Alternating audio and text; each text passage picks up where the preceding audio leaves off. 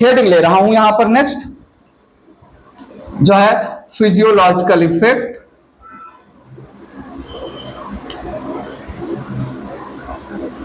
Physiological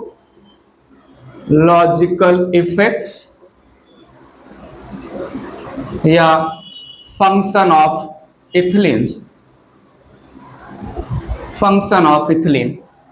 और सबसे पहला इंपॉर्टेंट फंक्शन मैं यहां पर मेंशन कर रहा हूं, that is growth, related to growth. ये ग्रोथ में मैं 3 पॉइंट मेंशन करूंगा जिसको हम ट्रिपल रिस्पॉन्स या ट्रिपल टेस्ट भी नाम देते हैं, जो इथिलीन के लिए बायोएस्से का भी काम करता है। Quantitative and qualitative test related to ethylene, जो इथिलीन के फंक्शन को समझा रहा है। थोड़ा सुनिएगा, यहां पर मेंशन किया मैंने, ethylene inhibits longitudinal growth of seedling या ग्रोथ ऑफ स्टेम। दूसरा मैंने मेंशन किया, इथिलीन causes ट्रांसवर्स या आइसोडायमेट्रिक स्वेलिंग ऑफ स्टेम। बहुत सारी जगह पर एक्सिस, जो मेन एक्सिस है स्टेम के लैंग्वेज में, स्वेलिंग ऑफ एक्सिस कॉज करेगा। और तीसरा, इथिलीन प्रमोट्स हॉरिजॉन्टल या प्रोस्ट्रेट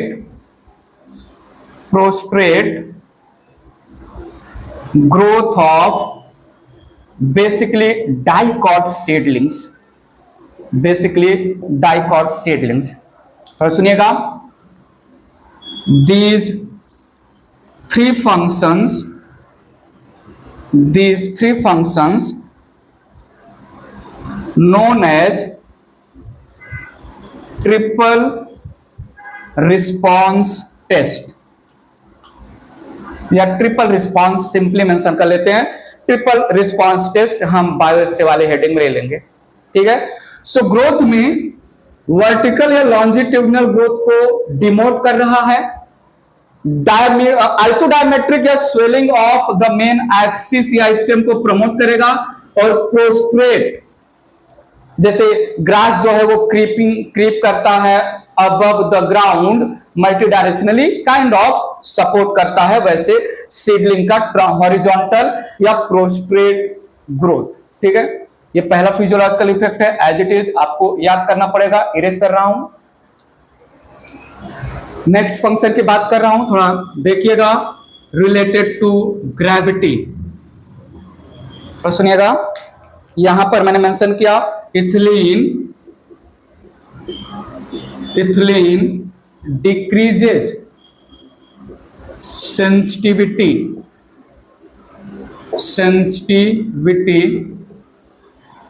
फॉर ग्रेविटी। बहुत इंपॉर्टेंट फंक्शन है, मेंशन कर रहा हूं। रूट जो टुवर्ड्स ग्रेविटी जाता है वो टुवर्ड्स ग्रेविटी ना जाके नॉट कंप्लीट अगेंस्ट बट अपोजियोट्रॉपिक बन जाता है। अपोजियोट्रॉपिक का मतलब ना तो ग्रेविटी की तरफ जाएगा ना तो ग्रेविटी के अगेंस्ट जाएगा। अपोजियोट्रॉपिक में एक एग्जांपल आता है, शायद सुना है आपने, मैंने 2 जगह पर यूज किया है। Coralloid root of the Cycas, coralloid root of the Cycas जो ब्रांच होता है parallel to the ground spread होता है above the ground, apogeotropic. So roots become अपोजियोट्रॉपिक,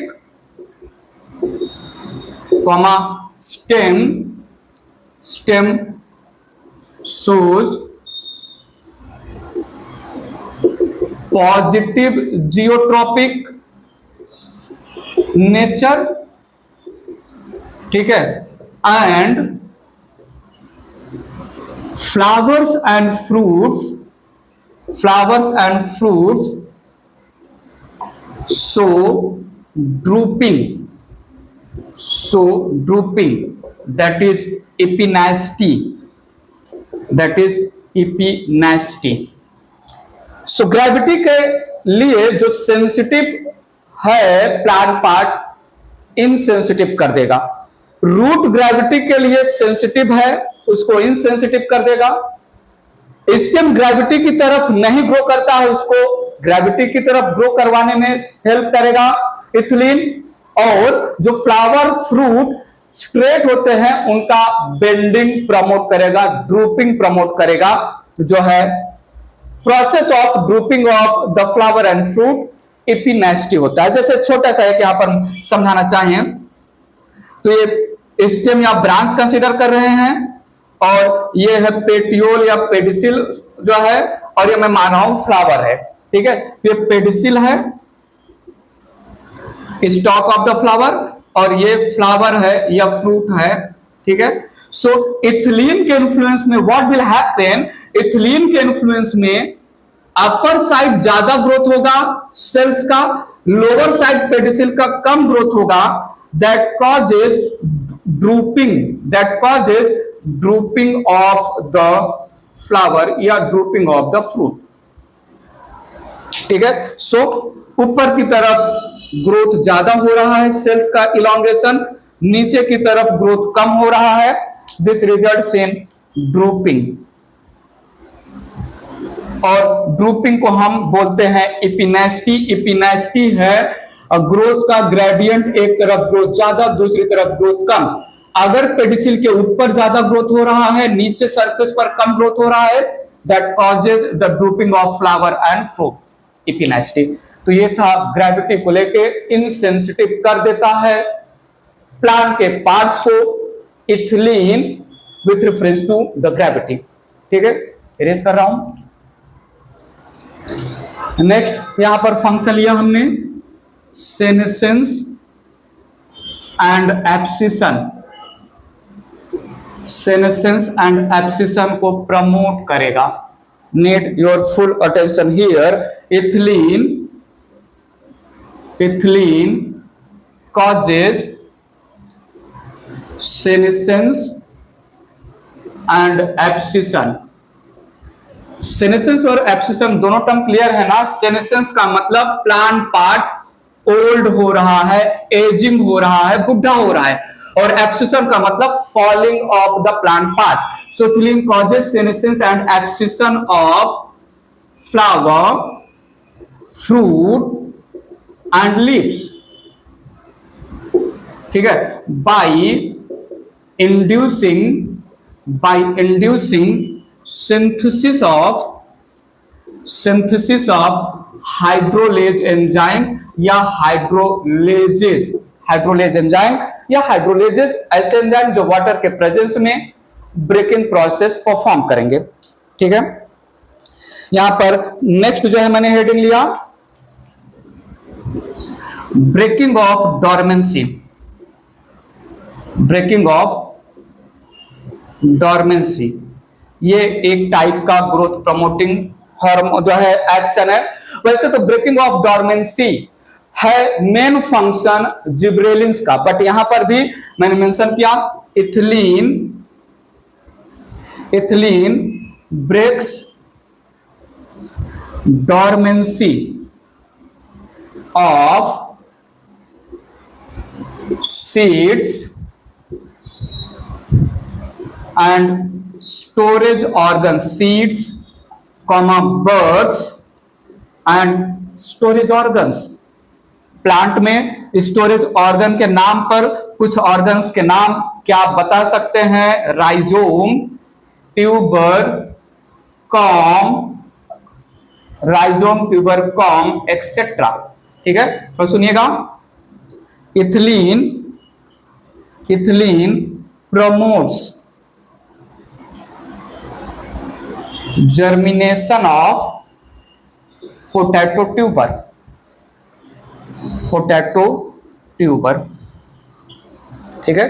तो ये रहा एक और फंक्शन ब्रेकिंग ऑफ डॉर्मेंसी, ठीक है। इरेज कर रहा हूं। नेक्स्ट जो है फंक्शन ले रहे हैं, ध्यान दीजिएगा रूट फॉर्मेशन। रूट इनिशिएशन या रूट फॉर्मेशन, बहुत इंपॉर्टेंट है। रूट इनिशिएशन, रूट फॉर्मेशन, ये फंक्शन ऑक्सिन का भी है। ऑक्सिन के साथ साथ इथिलीन, तो सुनिएगा, ethylene promotes formation of lateral roots as well as adventitious roots।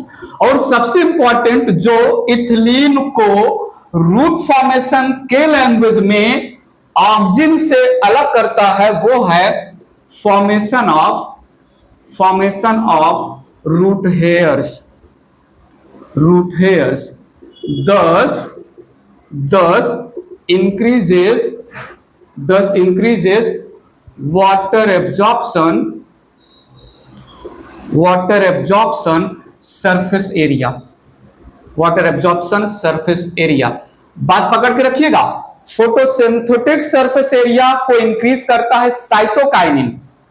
Photosynthetic surface area को प्लांट के फोटोसिंथेसिस करने का surface area, photosynthetic surface area बढ़ाएगा cytokinin by promoting formation of chloroplast, chlorophyll pigment, branches, leaves etcetera. Water absorption surface area of the plant को promote कर रहा है ethylene by influencing the formation of root hairs. ठीक है, next यहां पर mention कर रहा हूं मैं,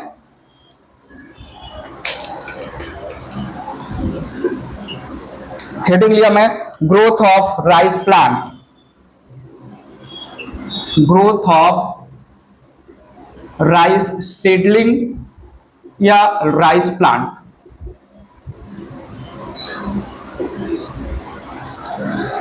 राइस प्लांट के लैंग्वेज में मुझे यह बोलना है that ethylene promotes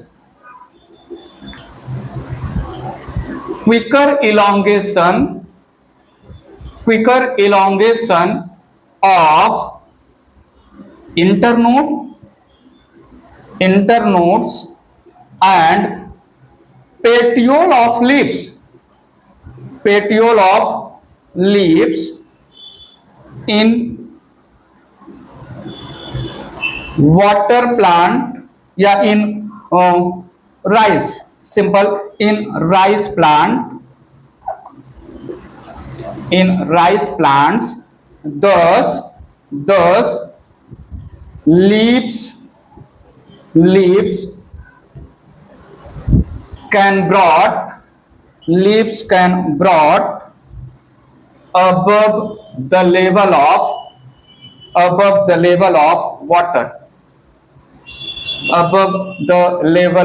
water। Ethylene का काम है।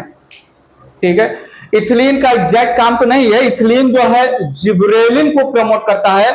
इलॉन्गेशन ऑफ इंटरनोड और पेटियोल जिब्रेलिन के इन्फ्लुएंस में होगा, बट जिब्रेलिन के सिंथेसिस को इन्फ्लुएंस करता है इथिलीन। इसलिए ये स्टोरी इथिलीन के लैंग्वेज में बोला गया। वाटर में सबमर्ज्ड है, वाटर में प्रेजेंट है राइस का प्लांट। वाटर में synthesis of ethylene, diffusion of ethylene decrease होता है, जो इन्फ्लुएंस करेगा एब्सिसिक एसिड को। एब्सिसिक एसिड नहीं बनने देगा। एब्सिसिक एसिड नहीं बनेगा तो एब्सिसिक एसिड और जिब्रेलिन एंटागोनिस्टिक है। इथिलीन राइस प्लांट में एब्सिसिक एसिड के फंक्शन को डिमोट करेगा, सो चांस मिल जाता है जिब्रेलिन को अपना काम करने का, राइस के प्लांट में इंटरनोड को इलॉन्गेट करने का और लीफ के स्टॉक या पेटियोल को इंक्रीज करने का, सो दैट राइस में जो बेसिकली लीफ है वो अबव द ग्राउंड है और उसको ऑक्सीजन और कार्बन डाइऑक्साइड मिल सके। अगर राइस का प्लांट वाटर में रहा तो वो फोटोसिंथेसिस और रेस्पिरेशन अच्छे से नहीं करेगा। सीधी सी बात है, वाटर में डिजॉल्व्ड गैसेस का कंसंट्रेशन कम होता है। सिर्फ इतना बोलना है मुझे। इरेज करता हूं। नेक्स्ट हेडिंग या फंक्शन ले रहा हूं, नंबर 7 पे आ गया। राइपनिंग ऑफ फ्रूट या फ्रूट राइपनिंग। बहुत इंपॉर्टेंट एक टाइप का कैरेक्टरिस्टिक फंक्शन बोला जा सकता है। ठीक है, तो सुनिएगा, ethylene, ethylene is ripening agent, ripening agent promotes ripening of climacteric fruits। बात पकड़िएगा, क्लाइमैक्टेरिक फ्रूट्स, नॉन क्लाइमैक्टेरिक फ्रूट पर इथिलीन का कोई भी रोल नहीं है। मैंने यहां पर बोला climacteric fruits, climacteric fruits are fleshy fruit, सुनो सुनो, आर फ्लेशी फ्रूट। कैसा टाइप का fleshy fruit? That show sudden rise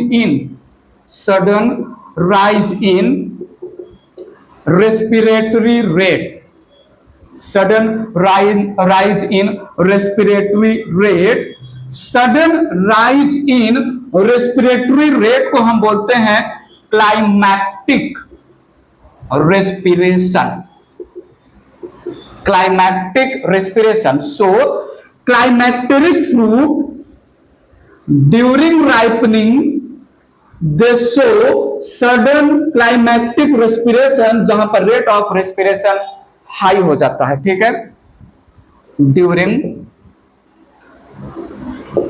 ripening of fruits, fleshy fruits हैं। फॉर एग्जाम्पल ले तो है बनाना, फॉर एग्जाम्पल मेंशन करे तो है orange, for example ORANGE, mango की बात हो सकती है, पियर की भी बात हो सकती है, प्लम की भी बात हो सकती है, पीच की भी बात हो सकती है, एक्सेट्रा। नॉन क्लाइमैक्टेरिक फ्रूट में there is no role of the, ठीक है, सो in non-climacteric fruits like pineapple, ठीक है, ब्लैकबेरी ले सकते हैं, चेरी ले सकते हैं, there is no role of ethylene in ripening। तो ये रहा फ्रूट के राइपनिंग में सपोर्ट करेगा। ठीक है, इवन ड्राई फ्रूट के फॉलिंग में या सेनेसेंस में हेल्प करता है। फॉलिंग ऑफ ड्राई फ्रूट जो इथिलीन की वजह से होगा, but main function fruit ripening. Climacteric fruit ऐसे फ्रूट हैं जो क्लाइमैक्टिक रेस्पिरेशन शो करते हैं ड्यूरिंग द, ठीक है, इसलिए हम बोल सकते हैं कि जब ऑरेंज या मैंगो जो है, ऑरेंज या मैंगो या एप्पल को हम कुछ दिनों तक खुले में ऐसे ही किचन में अगर हम रख दे ओपन एरिया में, तो वो सड़ने लगता है, क्योंकि सड़ने के पीछे का रीजन है sudden rise in the respiratory rate, जो कि जो है bad smell, pulpy texture of the fruit के लिए रिस्पॉन्सिबल है, और वो किसी और की वजह से नहीं, इस गैसियस हार्मोन की वजह से आ रहा है। ठीक है, इरेज कर रहा हूं। फंक्शन आगे ले चल रहे हैं। यहां पर हमने फंक्शन मेंशन किया, फ्लावरिंग फंक्शन लिया इथिलीन का। नेक्स्ट फ्लावरिंग, तो सुनिएगा, फ्लावर एंड फ्रूट का फॉर्मेशन सिंक्रोनाइज्ड मैनर में, अभी फ्लावर बना, बाद में फॉलोड बाय फ्रूट सेटिंग होगा, फ्रूट फॉर्मेशन होगा इथिलीन के इन्फ्लुएंस में। तो इथिलीन प्रमोट्स सिंक्रोनाइज्ड सेटिंग या formation of flowers and fruits. Flowers and fruits, थोड़ा सुनिएगा, ये बात कर रहा हूं पाइनएप्पल में, ठीक है, तो सुनिएगा, in mango ethylene causes fruit formation, mango में फ्लावर से रिलेटेड इथिलीन का कोई रोल नहीं है, लेकिन मैंगो में फ्रूट डेवलपमेंट से रिलेटेड है role of the ethylene. Pineapple में फ्लावर के बाद फ्रूट बनेगा, सिंक्रोनाइज्ड मैनर में दोनों को प्रमोट कर रहा है इथिलीन। नेक्स्ट फंक्शन मेंशन किया जाए, सेक्स एक्सप्रेशन। थोड़ा सुनिएगा, ऑक्सिन फीमेल फ्लावर प्रमोट करता है, जिब्रेलिन इकलौता है जो मेल स्टेरॉइडल हार्मोन हमने बोला था मेल फ्लावर प्रमोट करता है। फिर से आया साइटोकाइनिन फीमेल फ्लावर प्रमोट करता है। तो सेम यहां पर जो है ethylene promotes formation of female flowers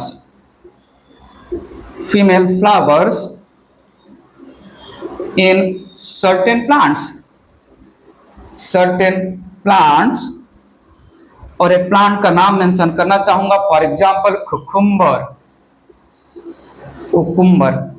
ठीक है, तो सेक्स एक्सप्रेशन में फेमिनिज्म सेक्स एक्सप्रेशन है, auxin cytokinin ethylene female flower promote करते हैं, जिब्रेलिन या gibberellic acid male flower promote करता है। ठीक है, इरेज कर रहा हूं इसको। एक और फंक्शन की बात कर लेते हैं, यहां पर एपिकल हुक थोड़ा सुनिएगा। Formation of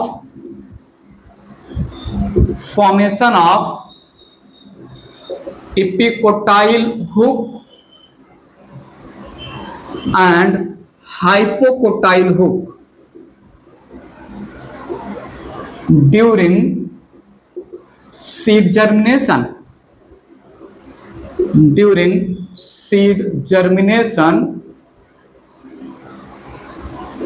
to protect breaking of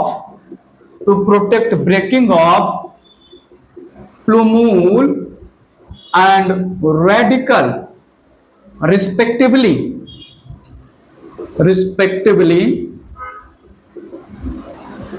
from soil friction